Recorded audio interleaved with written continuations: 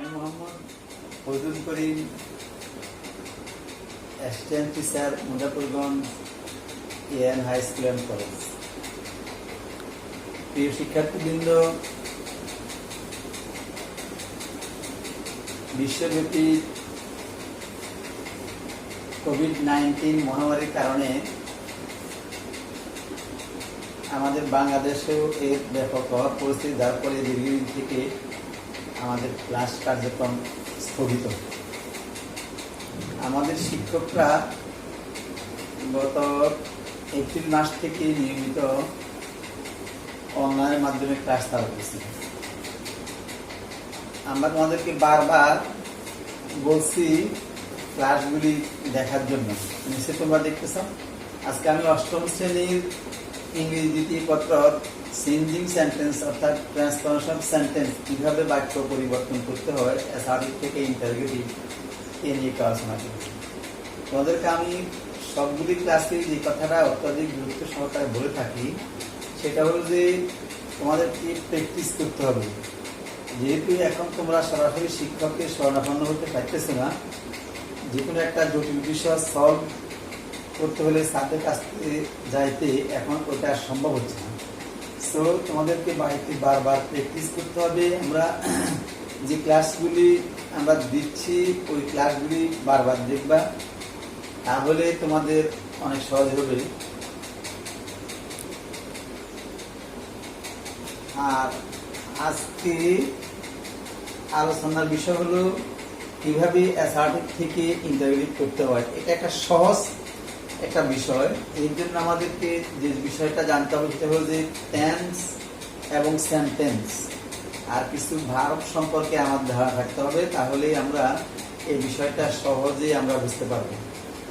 যেমন we are learning English, আমরা ইংরেজি শিখিতেছি, এই বাক্যটি পরিবর্তন যদি আমরা করতে যাই, ইন্টারোগেটিভ করি, তাহলে এখানে একটি ভার্ব আছে আরটা এখানে অক্সিলারি ভার্ব। সেন্টেন্সে অক্সিলারি ভার্ব অথবা মডেল ভার্ব থাকলে ইন্টারোগেটিভ করতে হলে ওই অক্সিলারি ভার্ব বা মডেল ভার্বটা সাবজেক্টের আগে বসাতে হবে এবং বাক্যটি অ্যাফার্মেটিভ হলে ওই অক্সিলারি ভার্ব বা মডেল ভার্বের সাথে নট যোগ করতে হয়। আর বাক্যটি নেগেটিভ হলে নো বা নট এই শব্দগুলো বাদ যায়, তাহলে বাক্যটি ইন্টারোগেটিভ হয়ে যায়। যেমন উই আর লার্নিং ইংলিশ, এখানে আর অক্সিলারি ভার্ব, এখন এই আর সাবজেক্টের আগে বসাতে হবে এবং যেহেতু বাক্যটি অ্যাফার্মেটিভ সো আর পরে লিখতে হবে নট আর নট। আর পর অংশে কোনো পরিবর্তন হবে না।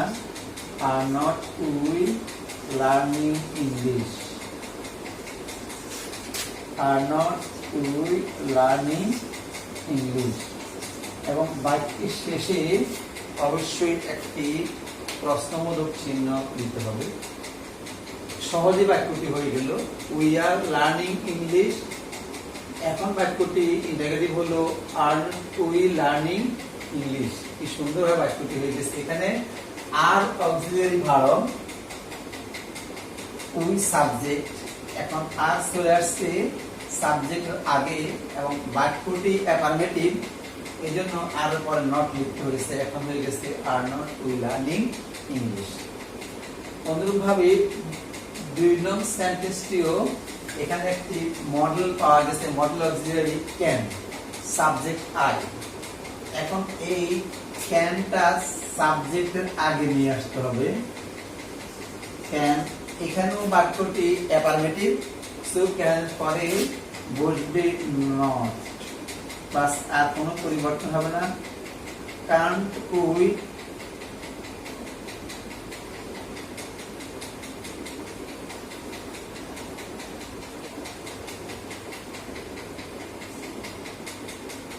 can't I solve, S-O-L-V-E, solve the problem. Can't I solve the problem, এবং বাক্যের শেষে অবশ্যই একটা প্রশ্নবোধক চিহ্ন যোগ করতে হবে। বাস হয়ে গেছে। তাহলে বাক্যটি ছিল ক্যান সলভ দি প্রবলেম, এখন হয়ে গেছে can't I solve the problem, বাক্য ইন্টারগেটিভ হয়ে গেল। এবার আমরা একটু ব্যতিক্রম, the boy has not caught the bird, এখানে অবজেক্ট ভার্ব পাওয়া গেছে হ্যাজ, সাবজেক্ট দি বয়। এখন ইন্টারগেটিভ করতে হলে হ্যাজ অবজেক্ট ভার্বটি দি বয় সাবজেক্টের আগে বসাতে হবে। বসালাম হ্যাজ দি বয় সাবজেক্টের আগে। বাক্যটি এখানে নেগেটিভ, অর্থাৎ বাক্য এখানে নট পাওয়া গেছে, সো ইন্টারগেটিভ করতে হলে নট বাদ যাবে। তাহলে এখন বাক্যটি হবে has the boy caught the verb, CAUGST, has the boy caught the bird। আমরা তিনটা বাক্য শিখে ফেললাম একেবারে কম সময়ে এবং খুব সহজেই। আবার বলছি, 1 নং বাক্যটি উই আর লার্নিং ইংলিশ, বাক্যটি আছে অ্যাসার্টিভ এবং অ্যাফার্মেটিভ। বাক্যটি ইন্টারগ্রেট করতে যাই আমরা অবজেক্ট ভার্ব পাইছি আর, এখন এই অবজেক্ট ভার্ব আর সাবজেক্ট আগে নিয়ে আসছি। বাক্যটি অ্যাফার্মেটিভ, এই জন্য আর সাথে আমরা যোগ করছি নট, আর বাকি অংশে কোনো পরিবর্তন হয় নাই, হয়ে গেছে are not we learning English. দ্বিতীয় সেন্টেন্সে I can solve the problem, এখানে পাওয়া গেছে মডেল অক্সিলারি ক্যান। এখন বাক্যটি ইন্টারগেটিভ করার সময় আমরা ক্যানটাকে সাবজেক্টের আগে নিয়ে আসছি, এখানেও বাক্যটি অ্যাফার্মেটিভ, এই জন্য ক্যান সাথে বসছে নট, কান্ট। আর পরের অংশে কোনো পরিবর্তন নাই, Kant I solve the problem. তৃতীয় সেন্টেন্সে অবজেক্ট ভার্ব পাইছি আমরা হ্যাজ, কিন্তু বাক্যটি নেগেটিভ, এখানে সাবজেক্ট দি বয়, এখন হ্যাজটা সাবজেক্টের আগে নিয়ে আসছি আমরা, দি বয়ের আগে হ্যাজ বসালাম। বাক্যটি নেগেটিভ হওয়ার কারণে ইন্টারগেটিভে এটা অ্যাফার্মেটিভ হয়ে যাবে, এখন নট বাদ গেছে, বাক্যটি হয়ে গেল has the boy caught the bird. আমি সূত্রটা আবার বলছি, অ্যাফার্মেটিভ সেন্টেন্সে অক্সিলারি ভার্ব বা মডেল অক্সিলারি থাকলে ইন্টারগেটিভ করতে হলে এই ভার্বগুলো সাবজেক্টের আগে চলে আসবে, এই ভার্বগুলো সাবজেক্টের আগে চলে আসবে। বাক্য অ্যাফার্মেটিভ হলে এই ভার্বগুলো পরে নট লিখতে হবে, বাক্য নেগেটিভ হলে এই ভার্ব নট বাদ যাবে, বাস ইন্টারগেটিভ হয়ে যাবে। এবার আমরা অন্য একটা সূত্রে যাই, দি বয় প্লে ক্রিকেট, দি প্লে ক্রিকেট, দি প্লে ক্রিকেট, তারা ক্রিকেট খেলে। এখানে ভার্ব হলো প্লে, প্রেজেন্ট ফর্ম, ভার্বের শেষে এস বাই এস কিছুই নাই। তো মূল ভার্ব প্রেজেন্ট ফর্ম হলে ইন্টারোগেটিভ করতে হলে বাক্যের শুরুতে বসবে ডোন্ট, আর বাক্যের কোথাও কোনো পরিবর্তন হবে না। মূল ভার্ব প্রেজেন্ট ফর্ম হলে ইন্টারোগেটিভ করতে হলে বাক্যের শুরুতে বসবে ডোন্ট, বাক্যের আর কোথাও কোনো পরিবর্তন হবে না, বাস এটা সহজে এটা ইন্টারোগেটিভ হয়ে গেল। ডোন্ট দে প্লে ক্রিকেট, বাক্যটি ইন্টারোগেটিভ হয়ে গেছে। আমরা আরেকবার বুঝে নিই, 4 নং সেন্টেন্সে প্লে মূল ভার্ব, প্লে ভার্বটি প্রেজেন্ট ফর্ম এবং ভার্বের শেষে এখানে এস বাই এস কিছুই নাই। তো ইন্টারগেটিভ করতে হলে এখানে যেহেতু বাক্যটি ভার্বটি প্রেজেন্ট ফর্ম, ভার্বের শেষে এস বাই এস কিছুই নাই, সো ইন্টারগেটিভ করতে হলে বাক্যের কোথাও কোনো পরিবর্তন হবে না, বাক্যের আগে বসবে ডোন্ট, ইন্টারগেটিভ হয়ে যাবে। এখন দি বয় প্লে ক্রিকেট, আমরা মূল বাক্যটা ঠিক রাখি, তার আগে বসালাম don't, don't they play cricket, এখন বাক্যটি ইন্টারগেটিভ হয়ে যাবে। হি ড্রাইভস দি কার, আমরা এখানে ভার্ব পাইলাম ড্রাইভস, ভার্ব পাইছি ড্রাইভ, যুক্ত আছে শেষে এস, ড্রাইভস। এখানে ভার্বের শেষে এস আছে, তো ভার্বের শেষে এস বা ইয়েস থাকলে, ভার্বের শেষে এস বা ইয়েস থাকলে ইন্টারোগেটিভ করতে হলে বাক্যের শুরুতে বসবে ডাজন্ট।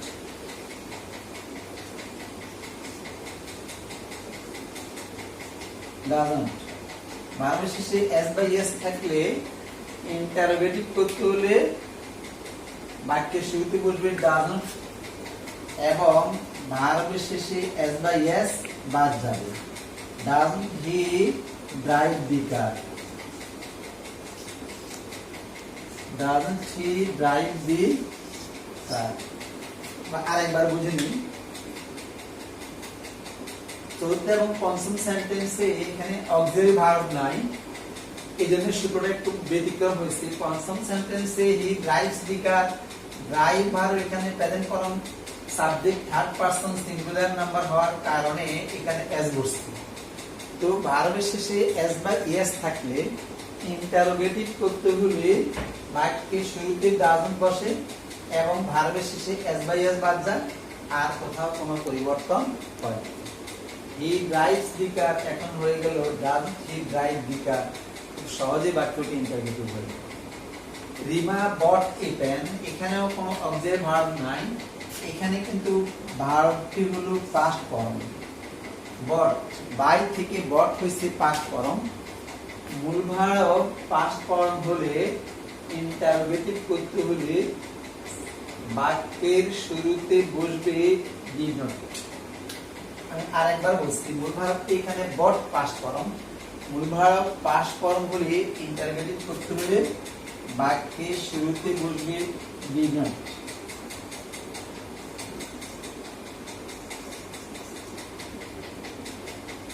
ডিনোটের পরে সাবজেক্ট, সাবজেক্টের পরে মূল ভার্ব হয়ে যায় present form.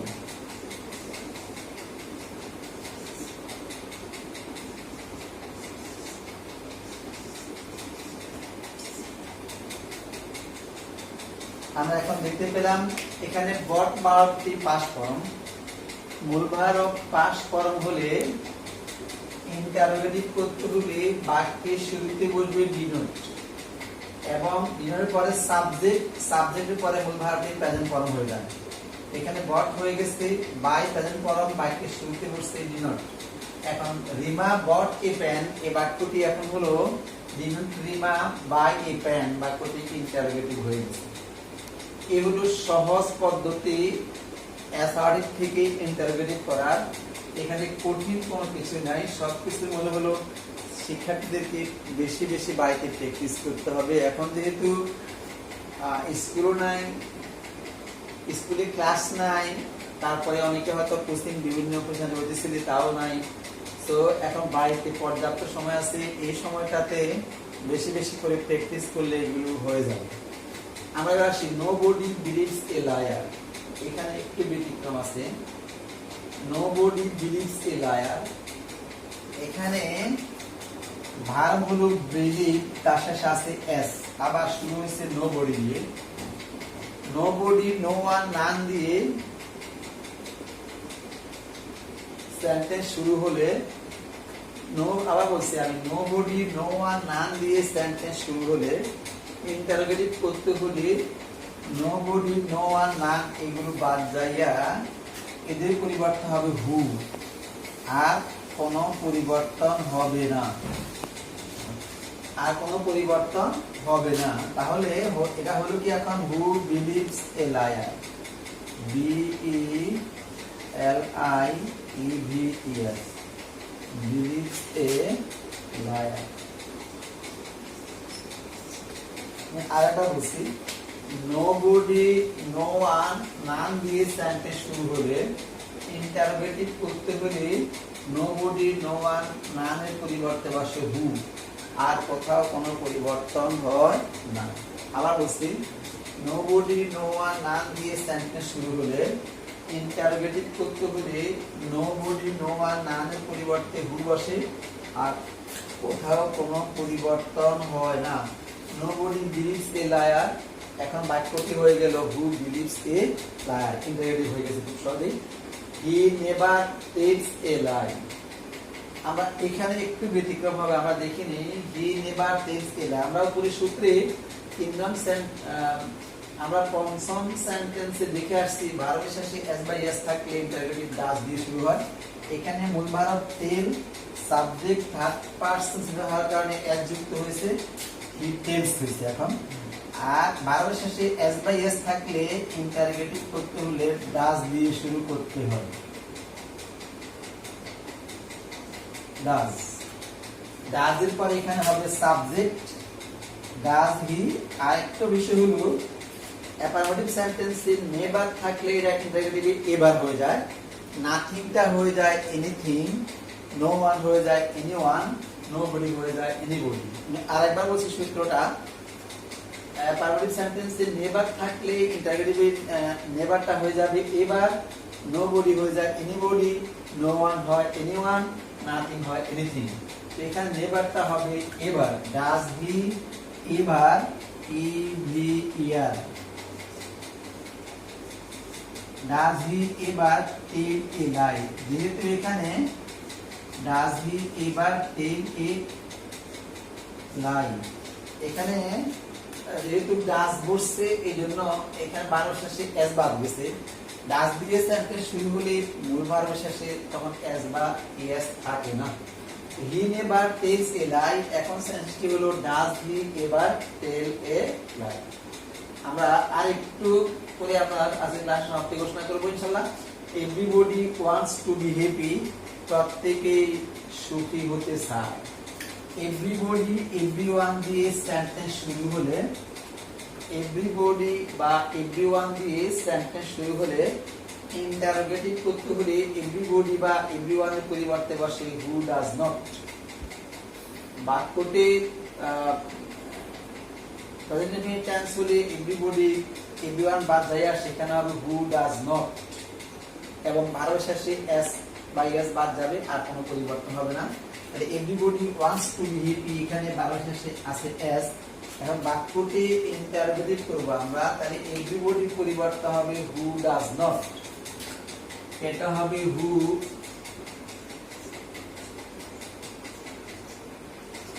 Does not want to be happy.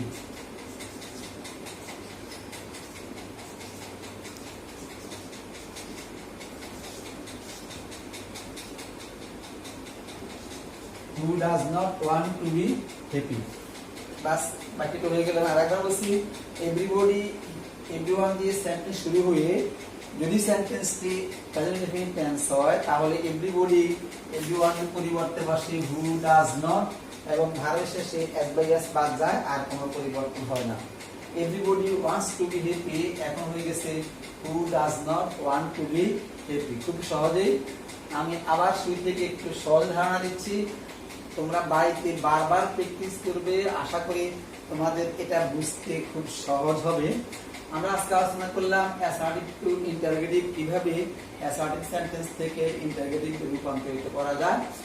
আমাদের প্রথম তিনটে বাক্য একই সূত্রে কথা, সেটা হলো যে সেন্টেন্সে অক্সিলারি ভার্ব বা মডেল অক্সিলারি থাকলে ইন্টারোগেটিভ করতে হলে এই অক্সিলারি ভার্ব গুলো সাবজেক্টের আগে চলে আসবে। অক্সিলারি ভার্ব মডেল অক্সিলারি গুলো সাবজেক্টের আগে চলে আসবে। বাক্য না বোধক হলে এই ভার্বের পরে নট বসবে, আর বাক্য না বোধক হলে নট বাদ যাবে। প্রথম দুই সেন্টেন্সে বাক্যগুলো না বোধক, এই জন্য আর এবং ক্যানের সাথে নট যুক্ত হয়েছে। তৃতীয় সেন্টেন্সে বাক্যটি না বোধক, এই জন্য নট বাদ দিয়েছে। এক সহজ সূত্র। চতুর্থ, পঞ্চম এবং ষষ্ঠ সেন্টেন্সে এই তিনটি সেন্টেন্সে অক্সিলারি ভার্ব নাই, কিন্তু প্রথম সেন্টেন্সে মূল ভার্বটির প্রেজেন্ট ফর্ম এখানে এস বাই এস নাই। অক্সিলারি ভার্ব না থাকলে আরেকটা সূত্র, প্রেজেন্ট ফর্ম হলে এবং এস বাই এস না থাকলে বাক্যের কোনো পরিবর্তন হয় না, শুধুমাত্র বাক্যের শুরুতে ডোন্ট বসে। যেমন দে প্লে ক্রিকেট, এখন বাক্যটি প্লে প্রেজেন্ট ফর্ম ভার্ব এখানে এস বাই এস নাই, এই জন্য দে প্লে ক্রিকেট আমরা ঠিক রাখলাম, শুধু আগে বসছে ডোন্ট, এখন এটা ইন্টারোগেটিভ হয়ে গেছে, ডোন্ট দে প্লে ক্রিকেট। পঞ্চম সেন্টেন্সে হি রাইটস দি কার, এখানে ভার্বটি প্রেজেন্ট ফর্ম, তার সাথে যুক্ত হয়েছে এস, তো এস বারো শেষে এস বাই এস যুক্ত হলে ইন্টিগ্রেট করতে হলে বাক্যের শুরুতে বসে ডাজ নট এবং বারো শেষে এস বাই এস বাদ যায়, আর কোনো পরিবর্তন হয় না। এখন হয়ে গেল ডাজ হি ড্রাইভ দি কার। ষষ্ঠ সেন্টেন্সে রিমা বট এ পেন, এখানে বট ভারত কি পাস্ট ফর্ম, মূল ভারত পাস্ট ফর্ম হলে ইন্টারগ্রেট করতে হলে বাক্যের শুরুতে বসে ডিনট, ডিনটের পরে সাবজেক্ট, সাবজেক্টের পরে মূল ভারত কি প্রেজেন্ট ফর্ম হয়ে যায়। এখন বট এখানে বট তো হলো by.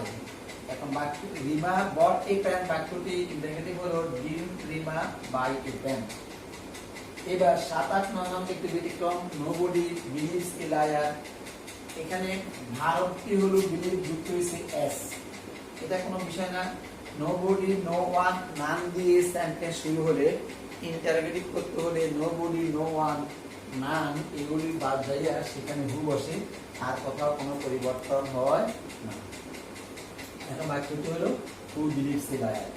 He never takes a lie, এখানে 12 শেষে এস আছে, 12 শেষে এস বাই এস থাকলে ইন্টারোগেটিভ ডাজ দিয়ে শুরু করতে হবে, আর অ্যাসরিক সেন্টেন্সে নেভার থাকলে ইন্টারোগেটিভ এবার হয়ে যায়, নেভারটা হয়ে গেছে এবার, আর কোনো পরিবর্তন নাই, 12 শেষে এস বাদ যাবে। ডাজ হি এবার পেয়ে যায়। সর্বশেষ 9 নম্বর sentence, everybody wants to be happy, সবাই সুখী হতে চায়, এখানে এভরিবডি বা এভরিওয়ান দিয়ে সেন্টেন্স শুরু হইয়া 12 শেষে এস বাই এস থাকলে বাক্যের শুরুতে বসে হু ডাজ নট এবং 12 শেষে এস বাই এস বাদ যায়, এভরিবডি এবং এভরিওয়ান বাদ যায়, আর কোনো পরিবর্তন হয় না। এখন বাক্যটি ছিল everybody wants to be happy, এখন হয়েছে who does not want to be happy.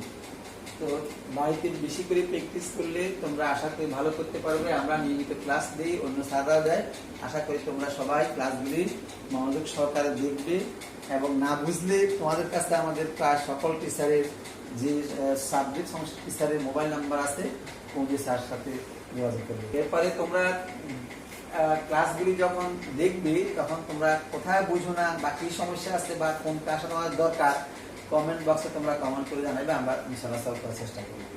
আল্লাহ হাফেজ, সবাই ভালো থাকবে।